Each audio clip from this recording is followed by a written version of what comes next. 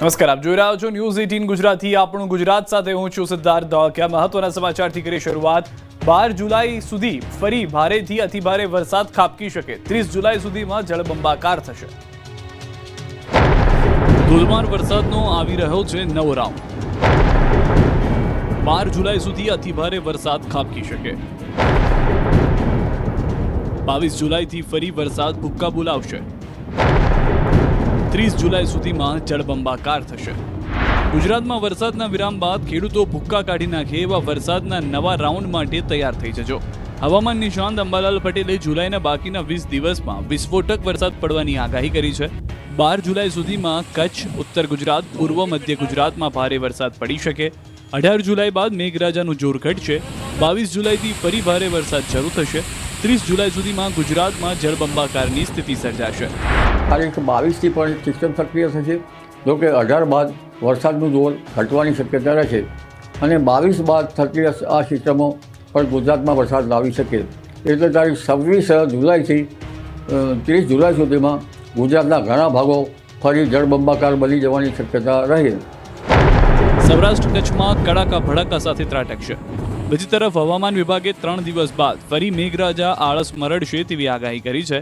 હવામાન વિભાગના કહેવા મુજબ 13 જુલાઈથી ગુજરાતમાં ફરી ભારે વરસાદનો રાઉન્ડ શરૂ થશે. 13 થી 16 जुलाई સુધી ઘણા ભાગોમાં ભારે વરસાદ પડશે. સૌરાષ્ટ્ર કચ્છમાં ભૂક્કા બોલાવે તેવો વરસાદ પડશે. 12 से 16 जुलाई तक भारी बरसात का भी संभावना है इक्का दुक्का स्थानों में, और 13 जुलाई हमारा सौराष्ट्र कच्छ में इक्का दुक्का स्थानों में भारी बरसात का भी संभावना है.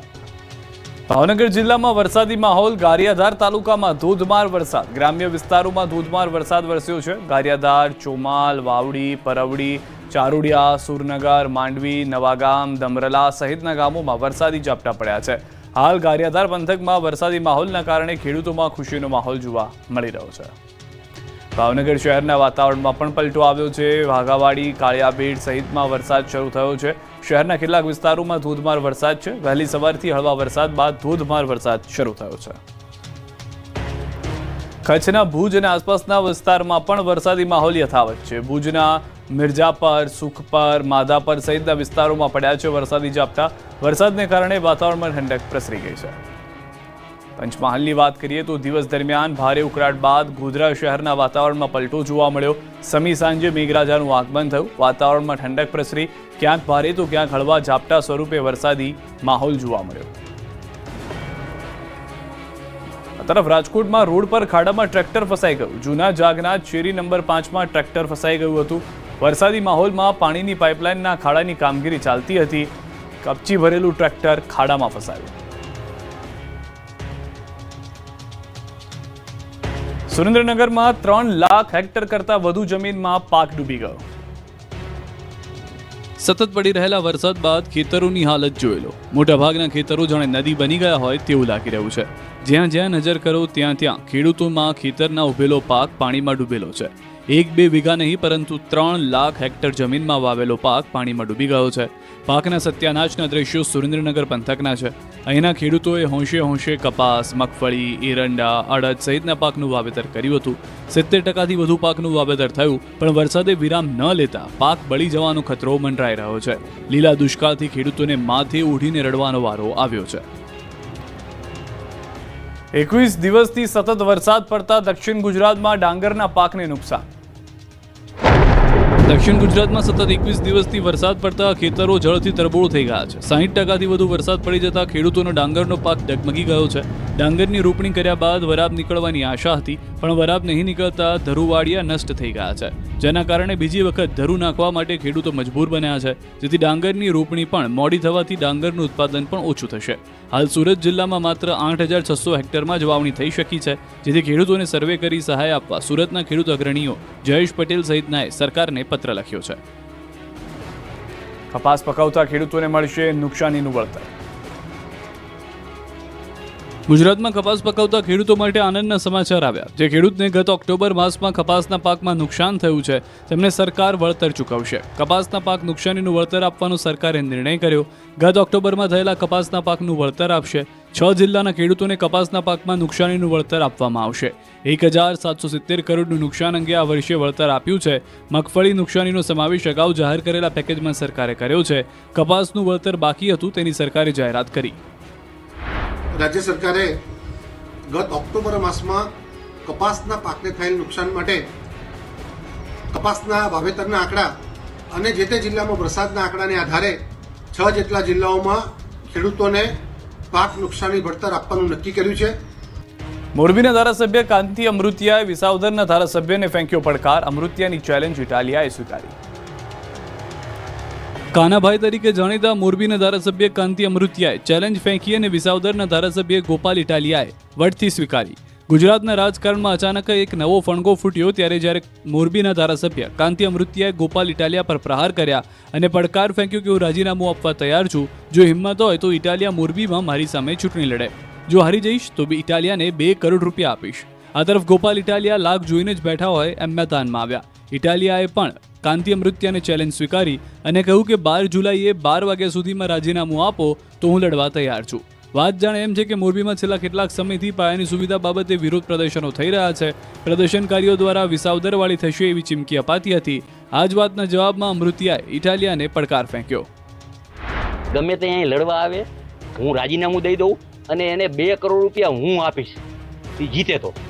મોરબીના ધારાસભ્યએ આપેલી આ ચેલેન્જને આપણે સ્વીકારી લઈએ છીએ સહર્ષ રાજી ખુશીથી કે જો તમે શુરા બોલ્યા ન ફરે, શુરા હોવ, મરદ માણસ હોવ અને એક જ વખત બોલતા હો ને જબાનના પાક્કા માણસ હોવ તો આજે 10 તારીખ થઈ છે, મોડામાં મોડું 12 તારીખે બપોરે 12 વાગ્યા સુધીમાં રાજીનામું તમારું પડી જવું જોઈએ। ગોપાલ ઇટાલિયા પણ વટથી તમારા ચેલેન્જને સ્વીકારે છે અને આપણે બેને ચૂંટણી લડવાની છે અને જો એમાં તમે પાછા પડ્યા તો તમારા બાપમાં ફેર છે, મારા બાપમાં ફેર છે। આવતા સોમવારે તમે આવો શંકરભાઈની આપણે બને રાજીનામું દઈ, રાજીનામું દઈએ પછી ચૂંટણી આવે એટલે આપણે બેને લડવાનું અને હું હારું તો તમને 2 કરોડ દેવાના। એમાં કઈ ખોટી વાત નથી, મારી પેટમાં ઘેર। પણ આ બધું બંધ કરો તમે। એક સીટ આવી વિસાવદરની એમાં તો આખા ગુજરાતના કાર્યકર્તા ઉપાડો લીધો। ઉછાળવાના ધંધા, ઉશ્કેરવાના ધંધા, જેમ તેમ બોલવાના ધંધા। ગોપાલભાઈ આવે છે આમ કઈ ગોપાલભાઈ કે એવું કઈ આવે છે આવી જાય અહીંયા ત્યાં હું ના પાડું અને આવી ગયો સોમવાર રાજીનામું દેવો અને મારી તૈયારી છે। કોંગ્રેસના નવા પ્રમુખ નક્કી થઈ ગયા। લગ્નના ઘોડા કે રેસના ઘોડા? ગમે ત્યારે ગુજરાત કોંગ્રેસના નવા પ્રદેશ પ્રમુખની જાહેરાતના એંધાણ જોવા મળી રહ્યા છે। જોકે સવાલ એ છે કે કોંગ્રેસના નવા પ્રદેશ પ્રમુખ લગ્નના ઘોડામાંથી હશે કે રેસના ઘોડામાંથી? નવા પ્રદેશ પ્રમુખ પર મંથન માટે હાલ કાર્યકારી પ્રમુખ શૈલેષ પરમાર, અમિત ચાવડા, પરેશ ધાનાણી સહિતના નેતાઓ દિલ્હી પહોંચ્યા છે, જ્યાં કોંગ્રેસના રાષ્ટ્રીય પ્રમુખ મલ્લિકાર્જુન ખડગે અને રાહુલ ગાંધી સાથે મંથન કર્યું, જેમાં નવા પ્રદેશ પ્રમુખના નામ પર સહમતિ સધાઈ ગઈ હોવાની શક્યતા છે। શક્તિસિંહ ગોહિલના રાજીનામા બાદ કોંગ્રેસના નવા પ્રમુખની શોધ ચાલી રહી છે। થોડા સમય પહેલા જ કોંગ્રેસના પાટીદાર નેતાઓએ પણ બેઠક યોજી નવા પ્રમુખ પાટીદાર સમાજના હોય તેવી ઈચ્છા વ્યક્ત કરી। આ તરફ પૂર્વ ધારાસભ્ય ગ્યાસુદ્દીન શેખે એક પત્ર લખ્યો અને માંગ કરી કે ઝડપથી નવા અધ્યક્ષનું નામ જાહેર કરવામાં આવે। સાથે જ લગ્નના ઘોડા અને રેસના ઘોડાને અલગ તારવવામાં પણ માંગ કરાઈ છે। ગ્યાસુદ્દીન શેખે ગુજરાતમાં છેલ્લા 30 વર્ષમાં કોંગ્રેસની જે હાલત થઈ છે એના માટે કોંગ્રેસમાં રહીને ભાજપ માટે કામ કરતા નેતાઓને જવાબદાર ઠેરવ્યા છે। મહેસાણા મનપામાં ભળતા 14 ગામના ખેડૂતોને 40% જમીન કપાવવાનો ડર, કર્યો વિરોધ।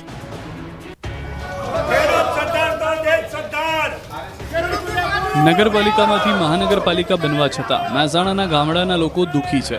14 ગામના લોકો એકત્ર થઈને વિરોધ પ્રદર્શન કર્યું। હાય હાયના નારાઓથી કચેરીને ગજવી, કેમ કે મહેસાણા મહાનગરપાલિકા બન્યા બાદ આસપાસ 14થી વધુ ગામોનો સમાવેશ મહાનગરપાલિકામાં થયો છે, જે બાદ મહાનગરપાલિકા D2A નિયમ મુજબ ખેડૂતોની 40% જમીન કપાતમાં લેવાના નિર્ણયથી વિરોધ ફાટી નીકળ્યો છે। પોતાના પ્રશ્નને લઈને ભારતીય કિસાન સંઘે ખેડૂતો સાથે મળી 40% જમીન કપાતનો વિરોધ કર્યો। મહેસાણા જિલ્લા કલેક્ટર કચેરી આવેદનપત્ર આપ્યું।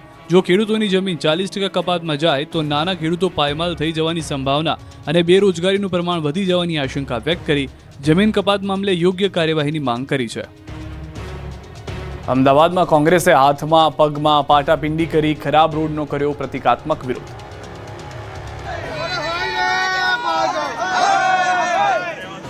કોઈ 10 માથાવાળા ભ્રષ્ટાચારના રાવણના પૂતળા લઈને પહોંચ્યું, કોઈ ભ્રષ્ટાચારના રોડ બ્રિજના પોસ્ટર લઈને આવ્યું, તો કોઈ હાથમાં પગમાં અને માથામાં મલમપટ્ટી લઈને પહોંચ્યું. કોઈએ સ્થળ પર મલમપટ્ટી લગાડાવી અને પછી હલ્લાબોલ કરી અમદાવાદનો લાંબા વોર્ડ ગજવ્યો.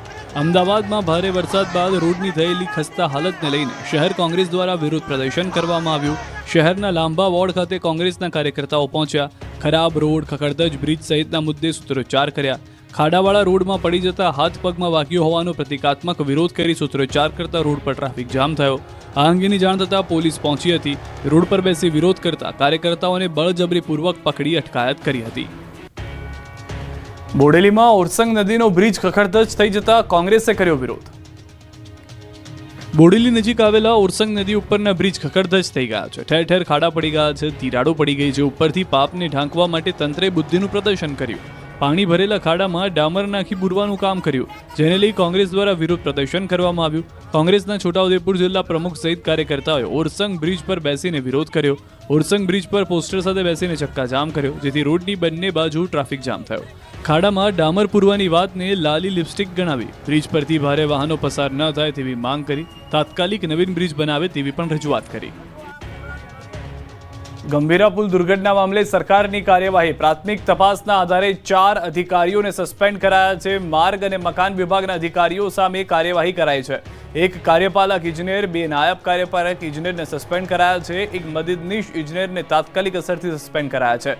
નિષ્ણાંતોની આ ટીમ દ્વારા દુર્ઘટના સ્થળની જાત મુલાકાત કરાયા બાદ આ દુર્ઘટનાના કારણોના પ્રાથમિક તપાસ અવલોકનના આધારે આ દુર્ઘટનામાં જવાબદાર જણાયેલા અધિકારીઓ NM નાયકવાલા કાર્યપાલક ઇજનેર, UC પટેલ નાયબ કાર્યપાલક ઇજનેર અને RT પટેલ નાયબ કાર્યપાલક ઇજનેર તથા JV શાહ મદદનીશ ઇજનેરને તાત્કાલિક અસરથી ફરજ મોકૂફી હેઠળ મૂકવાનો નિર્ણય મુખ્યમંત્રીએ કર્યો છે. તો ગંભીરા બ્રિજમાં 18 લોકોના મોત, હજુ શોધખોળ શરૂ. તો દરિયાપુર ગામમાં વહ્યો આંસુનો દરિયો. પાદરાના ગંભીરા બ્રિજના 2 ફાડિયા થવાથી 17 લોકોના મોત થયા. અન્ય લોકોની શોધખોળ ચાલુ છે. લગભગ 24 કલાકથી વધુ સમયથી રેસ્ક્યુ ઓપરેશન ચાલી રહ્યું છે. નદીના પટમાં કાદવ કીચડ હોવાથી રેસ્ક્યુ કરવામાં પરેશાની થઈ રહી છે. તો બ્રિજમાં ખાબકેલા વાહનો સુધી પહોંચવા માટેનો બ્રિજ બનાવાશે. બાદમાં મહીસાગર નદીમાં પડેલા ટ્રક સહિતના વાહનો કઢાશે. આ મામલે સરકારે SIT બનાવી છે, જે 30 દિવસમાં રિપોર્ટ સોંપશે. માર્ગ અને મકાન વિભાગના વરિષ્ઠ અધિકારીઓની ટીમ સ્થળ પર પહોંચી તપાસ કરી હતી. બીજી તરફ દુર્ઘટનામાં દરિયાપુરમાં રહેતો એક પરિવારનો માળો વિખેરાઈ ગયો છે. બગદાણા માનતા પૂરી કરવા જતાં એક જ પરિવારના 6 લોકોના મોત થતા હાલ પરિવાર હિબકે ચડ્યો. કોણ કોને છાના રાખે તેવી સ્થિતિ છે. પઢિયાર પરિવારના 2 જમાઈ, 1 સાઢુ, 2 બાળકો સહિત રમેશભાઈનું મોત થતાં જ ઘર સૂનું થઈ ગયું. બીજી તરફ બ્રિજ દુર્ઘટનામાં ફરિયાદ દાખલ કરવા અરજી કરવામાં આવી. જવાબદારો સામે સદોષ માનવવધની ફરિયાદ નોંધવા માટે સામાજિક કાર્યકર લખન દરબારે પાદરા પોલીસ મથકે અરજી કરી ફરિયાદ નોંધવા માંગ કરી છે. માનવવધનો ગુનો નહીં નોંધાય તો આંદોલનની ચીમકી આપી છે. પાદરા બ્રિજની જેમ રાજ્યના અનેક બ્રિજ પડું થઈ રહ્યા છે. પાદરાના ગંભીરા બ્રિજની જેમ Mehsana Viramgam broad gauge railway line ઉપરના થોડા સમય પહેલા બનેલો બ્રિજ પણ જર્જરિત થઈ ગયો છે. બ્રિજમાંથી લોખંડના સળિયા બહાર દેખાઈ રહ્યા છે. ક્ષતિગ્રસ્ત દેખાતા બ્રિજ ઉપરથી નાના મોટા અનેક વાહનો પસાર થઈ રહ્યા છે. તેમ છતાં તંત્ર દ્વારા કોઈ કાર્યવાહી કરવામાં નથી આવી રહી. મોરબી શહેરના ઐતિહાસિક પાડા પુલના હાલ પણ જોઈ લો. મોરબી 1 અને મોરબી 2 વિસ્તારને જોડતો એકમાત્ર બ્રિજની હાલત ખસ્તા થઈ ગઈ છે. પાડા પુલના લોખંડના સળિયા પણ બહાર દેખાઈ રહ્યા છે. છોટાઉદેપુર જિલ્લાના નેશનલ હાઈવે નંબર 56 પર આવેલા બ્રિજ પર પણ ખતરો મંડરાઈ રહ્યો છે. બ્રિજની સમય મર્યાદા પૂરી થઈ હોવા છતાં કોઈ કામગીરી કરવામાં નથી આવી રહી. મેરિયા નદી ઉપરનો બ્રિજ અત્યંત જર્જરિત હાલતમાં છે. તો ઓરસંગ નદી પરના બ્રિજ પરથી પસાર થવું તો જાણે લોખંડના ચણા ચાવવા બરાબર લાગી રહ્યું છે. આ દ્રશ્ય છે પાર નદીના બ્રિજના. વલસાડના વાપી શામળાજી હાઈવે પર આવેલા પાર નદીના પુલના જર્જરિત પુલ રીતસર દુર્ઘટનાને આમંત્રણ આપતો હોય તેવું લાગી રહ્યું છે. આ પુલના સ્લેબના સળિયા બહાર ડોકું કાઢી રહ્યા છે. 2 સ્લેબને જોડતા પાટા પણ બહાર આવી રહ્યા છે. ખાડાઓની તો વાત જ ન કરો. બ્રિજ પર ઠેર ઠેર ખાડા રાજ, એ પણ મસ્ત મોટા ખાડા. ત્યારે બનાસકાંઠાના પાલનપુરના બ્રિજની હાલત પણ ખરાબ છે. આ બ્રિજની બંને તરફની પ્રોટેક્શન દિવાલો તૂટી ગઈ છે, જેના કારણે કોઈ વાહન આ બ્રિજની દિવાલને અથડાય તો નીચે ખાબકી શકે છે. ગંભીરા બ્રિજ તૂટી ગયા બાદ તમામ વાહનોને વાયા આણંદ ડાયવર્ટ કરાતા ટ્રાફિક જામના દ્રશ્યો જોવા મળી રહ્યા છે. આ ટ્રાફિક જામ થતાં લોકોને અવરજવરમાં મુશ્કેલી સર્જાઈ શકે છે. રાજકોટમાં લોકમેળામાં રાઇડ્સને લઈને અસમંજસ. રાજકોટમાં ઓગસ્ટ માસમાં જન્માષ્ટમી પર્વ નિમિત્તે ભવ્ય લોકમેળો યોજાશે, પરંતુ આ વખતે એસઓપીને લઈને લોકમેળો ચક્રાવે ચડ્યો છે. એસઓપીમાં રાહત નહીં મળવાથી રાઇડ સંચાલકોએ ફોર્મ ઉપાડ્યા નથી અને હરાજીમાં ભાગ નહીં લેવા માટે મક્કમ છે, જેને કારણે તેઓએ એક પણ ફોર્મ ભરીને પરત કર્યા નથી. આથી રાઇડ્સ વગર મેળો કરવો એ વહીવટીતંત્ર માટે પણ પડકાર સમાન છે. આવતીકાલે એટલે કે 11 જુલાઈના રોજ ફોર્મ ભરીને પરત કરવાનો છેલ્લો દિવસ છે, જેમાં 238ની સામે માત્ર 25 જ ફોર્મ ભરીને આવ્યા છે. જો આવતીકાલ સુધીમાં ફોર્મ પરત નહીં મળે તો રાઇડ્સ વગર લોકમેળો કરવા માટે તંત્રમાં દોડધામ મચી ગઈ છે. વહીવટીતંત્રએ પ્લાન બી તૈયાર રાખ્યો છે. નાની રાઇડ ભાગ લઈ શકે તે માટે વધુ 3 દિવસની છૂટ આપવામાં આવી છે. આવી સ્થિતિમાં મેળાનો લેઆઉટ રિવાઇઝ કરવામાં આવશે અને મોટી રાઇડના પ્લોટમાં કલ્ચરલ, આર્ટ એન્ડ ક્રાફ્ટ તેમજ મનોરંજન કાર્યક્રમો માટે જગ્યા ફાળવાશે. સાતમ આઠમના તહેવારોને ટાણે જ ખાદ્ય તેલના ભાવમાં ભડકો. શ્રાવણ મહિનો શરૂ થવાનો છે. સાતમ આઠમના તહેવારો નજીક છે, ત્યારે ગૃહિણીઓ ઘરે ફરસાણ બનાવવાનું મોંઘું પડી જશે. ખાદ્ય તેલના ભાવમાં ફરી ભડકો થયો છે. તહેવારના સમયે જ ખાદ્ય તેલના વેપારીઓએ ખેલ શરૂ કરી દીધો છે. રાજકોટમાં છેલ્લા 4 દિવસમાં ખાદ્ય તેલના ભાવમાં ડબ્બે 80 રૂપિયાનો વધારો થયો છે. સિંગતેલ અને કપાસિયા તેલના ભાવમાં જોરદાર ઉછાળો આવ્યો છે. કૃત્રિમ તેજી શરૂ થતાં સિંગતેલનો ડબ્બો 2380થી વધીને 2450 રૂપિયા પહોંચ્યો. કપાસિયા તેલનો ડબ્બો 2220થી વધીને 2300 રૂપિયા પહોંચ્યો. વાત અમદાવાદની કરીએ તો ફોર્ચ્યુન સનફ્લાવર ડબ્બાના ભાવ 2150 રૂપિયા છે. સિંગતેલના 15 લીટરના 2275 અને કપાસિયા તેલના ડબ્બાના 2320 રૂપિયા છે. જ્યારે જન્માષ્ટમીથી દિવાળી સુધી તહેવારોની સિઝનમાં તેલના ભાવમાં તેજી જોવા મળી શકે છે. બીજી તરફ સતત વરસાદથી મગફળીના પાકને થોડા નુકસાનીની સંભાવના હોવાથી પણ તેલના ભાવમાં વધારો થયો છે. ખાદ્ય તેલની સાથે સાથે સૂકા મેવાના ભાવમાં નોંધપાત્ર વધારો જોવા મળ્યો છે. ખજૂર, અખરોટ, અંજીર, કાજુ, પિસ્તા, બેર, ઇલાયચી અને ખારેક જેવા સૂકા મેવાના ભાવમાં કિલોએ 100 થી 200 રૂપિયા પ્રતિ કિલોનો વધારો થયો છે. ખાસ કરીને આંતરરાષ્ટ્રીય બજારમાં ઈરાન-ઇઝરાયલ યુદ્ધના કારણે ઈરાનથી આયાત થતા સૂકા મેવાના પુરવઠા પર બ્રેક લાગી છે, જેના પરિણામે ભાવોમાં 70% જેટલો વધારો નોંધાયો છે. અગાઉ 800 થી 1000 રૂપિયા પ્રતિ કિલોના ભાવે મળતું હતું, તે હવે 1300 થી 1700 રૂપિયા પ્રતિ કિલો થઈ ગયું છે. સૂકા મેવા ખરીદવા હવે લક્ઝરી જેવું બની ગયું છે. અમદાવાદમાં BRTSનો ફ્રી પાસ મેળવવા સિનિયર સિટીઝનો માટે લોઢાના ચણા ચાવવા જેવું છે. સિનિયર સિટીઝનની લાઈન કોઈ કેમ્પ કે આયુષ્માન કાર્ડ કઢાવવાની નથી. આ તો છે મફતમાં BRTSમાં મુસાફરી કરવાની. 65 વર્ષથી વધુ વયના સિનિયર સિટીઝનો BRTSમાં મફત મુસાફરી કરી શકે તે માટે મ્યુનિસિપાલિટીએ પાસ શરૂ કર્યો છે. પણ આ ફ્રી પાસ કઢાવવામાં જ 2 દિવસ નીકળી જાય છે. શહેરમાં માત્ર સોનીની ચાલી અને ઝાંસી કી રાણી પાસે એમ 2 જગ્યાએ જ ફોર્મ સ્વીકારતા હોવાથી મોટી સંખ્યામાં સિનિયર સિટીઝન સવારે 6 વાગ્યાથી જ લાઇનમાં ઊભા રહી જાય છે. પણ ધીમું સર્વર, વિદ્યાર્થીઓ પણ મોટી સંખ્યામાં આવી રહ્યા હોવાથી સિનિયર સિટીઝનનું કામ બપોર સુધી પણ પૂરું થતું નથી. એક દિવસ ફોર્મ લેવામાં અને બીજો દિવસ ફોર્મ જમા કરાવવામાં થાય છે. સવારથી બપોર સુધી લાઇનમાં ઊભા રહેતા સિનિયર સિટીઝનો માટે પાણી પીવાની, બેસવાની કે બાથરૂમની પણ કોઈ સુવિધા નથી. બપોરે 2 વાગ્યા સુધીમાં ફોર્મ પણ પૂરા થઈ જાય છે. ત્યારે દિવ્યાંગો સહિત વડીલો વધુ સેન્ટર ખોલવાની માંગ કરી રહ્યા છે. ટ્રાન્સપોર્ટેશનના કારણે વિદ્યાર્થીઓ મોડા પહોંચતા બાલાસિનોરના વાલીઓનો ઉબાળો. મહીસાગર જિલ્લાના બાલાસિનોરમાં અપડાઉન કરતા વિદ્યાર્થીઓને શિક્ષણથી વંચિત રખાતા વિદ્યાર્થીઓ અને વાલીઓમાં રોષ ફેલાયો. છેલ્લા 1 મહિનાથી વિદ્યાર્થીનીઓને 2 થી 10 મિનિટ ટ્રાન્સપોર્ટેશનના કારણે મોડું થાય છે, જેના કારણે શિક્ષકે તેમને ક્લાસમાં પ્રવેશ નથી આપતા. છેલ્લા 1 મહિનાથી બાળકોને બહાર 45 મિનિટ સુધી ઊભા રાખવામાં આવી રહ્યા છે. આ અંગે શ્રીજી સાયન્સ કોલેજના પ્રિન્સિપલને અનેકવાર લેખિતમાં રજૂઆતો કરવામાં આવી છે, છતાં પણ પ્રિન્સિપલ દ્વારા કોઈ કાર્યવાહી કરવામાં નથી આવી, જેથી વિદ્યાર્થીઓમાં રોષ છે. વિદ્યાર્થીઓનું મહિનાથી ભણતર બગડી રહ્યું છે. છેલ્લા 1 મહિનાથી ક્લાસરૂમમાં એકલ દોકલ વિદ્યાર્થીઓ જોવા મળી રહ્યા છે. વ્યાજે લીધેલા 50,000ની સામે 6 લાખ વસૂલવા ધમકી આપતા યુવાને કર્યો આપઘાત. પાટણના રાધરપુરનો યુવાન વ્યાજ ચક્રમાં ફસાઈ જતા આપઘાત કરવાનો પ્રયાસ કર્યો. જયેશ પટેલ નામના યુવાને પત્નીની સારવાર માટે વ્યાજખોર મોહમ્મદ ઘાંચી પાસેથી 50,000 રૂપિયા વ્યાજે લીધા હતા. મોહમ્મદ ઘાંચીએ 50,000ની જગ્યાએ વ્યાજ સાથે 6 લાખની ઉઘરાણી કરી ધાકધમકી આપતો હતો, જેથી ડરી જયેશ પટેલે 6 લાખ ચૂકવવા અન્ય વ્યાજખોર પાસેથી 4 લાખ લઈ પોતાની કાર ગીરવે મૂકી, જેનું દર મહિને 20,000 વ્યાજ નક્કી કર્યું. આમ છતાં ફસાઈ જતા અન્ય વ્યાજખોર પાસેથી રોજનું 2,500 વ્યાજ લેખે 50,000 લીધા હતા. મોહમ્મદ ઘાંચી, સવા ભરવાડ અને ગૌતમ પરમાર નામના વ્યાજખોરો ઊંચું વ્યાજ વસૂલવા છતાં યુવાનને મારી નાખવાની ધમકી આપતા વ્યાજ ચૂકવી ન શકતા યુવાને જીવન ટૂંકાવી ઝેરી દવા પીધી, જો કે જીવ બચી ગયો. આ અંગે પોલીસે 3 વ્યાજખોરો સામે ફરિયાદ નોંધી છે. મહેસાણામાં ઝોનલ ઓબ્ઝર્વેશન હોમમાંથી 6 કિશોર ભાગી જતા દોડધામ. મહેસાણા શહેરમાં રાધનપુર 4 રસ્તા નજીક શહેરની મધ્યમાં આવેલ ઝોનલ ઓબ્ઝર્વેશન હોમ ફરી એકવાર વિવાદમાં આવ્યું. બાળ ઓબ્ઝર્વેશન હોમમાંથી 6 કિશોર ભાગી છૂટ્યા, જેના સીસીટીવી પણ સામે આવ્યા. ફૂટેજમાં જોઈ શકાય છે તેમ 6 કિશોર સિક્યુરિટી ગાર્ડને ધક્કો મારી ભાગતા નજરે પડી રહ્યા છે. હત્યા અને દુષ્કર્મના ગુનામાં કાયદાના સંઘર્ષમાં આવેલા 6 કિશોર સિક્યુરિટી ગાર્ડને ધક્કો મારીને ભાગી છૂટ્યા. ઓબ્ઝર્વેશન હોમ દ્વારા વારંવાર સિક્યુરિટી વધારવા માંગ કરાઈ છે, પણ મહેસાણા ઓબ્ઝર્વેશન હોમમાં સિક્યુરિટી વધારવામાં આવતી નથી. 6 કિશોર ભાગી જતા પોલીસ સહિતનું તંત્ર દોડતું થઈ ગયું. રાજકોટમાં એક પરિવારને પીજીવીસીએલે ફટકાર્યું અધધ 16,000 રૂપિયાનું બિલ. રાજકોટમાં પીજીવીસીએલનો વધુ એક છબરડો સામે આવ્યો છે. 2 મહિને 1500 બિલ આવતું હતું, તે પરિવારને વીજ કંપનીએ 16,000નું બિલ ઠપકારી દેતા ગરીબ પરિવારના પગ તળેથી જમીન ખસી ગઈ. રાજકોટ શહેરના ભગવતીપરા વિસ્તારમાં આવેલા શિવમ પાર્કમાં રહેતી એક મહિલાને પીજીવીસીએલ દ્વારા 2 મહિનાનું 16,000 રૂપિયા જેટલું તોતિંગ બિલ આપવામાં આવ્યું છે. વડિયા ઘરમાં સોલાર લાગેલું હોવા છતાં આટલું બિલ જોઈ ઘરના લોકોની આંખો પહોળી થઈ ગઈ. અગાઉ જ્યારે મકાન ઉપર સોલાર ફિટ નહોતું કરાવ્યું તે સમયે માસિક 1500 થી 1600 તેમજ ઉનાળા દરમિયાન 3,000 રૂપિયા સુધીનું બિલ આવતું. જોકે સોલાર ફિટ કરાવ્યું હોવા છતાં તાજેતરમાં જ પીજીવીસીએલ દ્વારા 2 મહિનાનું 16,000 રૂપિયા જેટલું બિલ ફટકારાયું. સમગ્ર મામલે અરજદાર મહિલા દ્વારા પીજીવીસીએલના અધિકારીઓને જાણ કરવામાં આવી. પીજીવીસીએલમાં ફરિયાદ કરવામાં આવતા મીટર બદલી આપવામાં આવ્યું. જોકે હજુ સુધી બિલ માફ કરવામાં નથી આવ્યું, જેથી બિલ માફ કરાય તેવી માંગ કરી છે.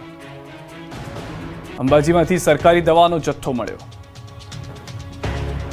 અંબાજીમાં ફેંકી દેવાયેલો એલોપેથિક દવાનો જથ્થો મળ્યો. અંબાજીના બ્રહ્મપુરીવાસમાં દવાઓને દાટી દેવાયેલી હતી.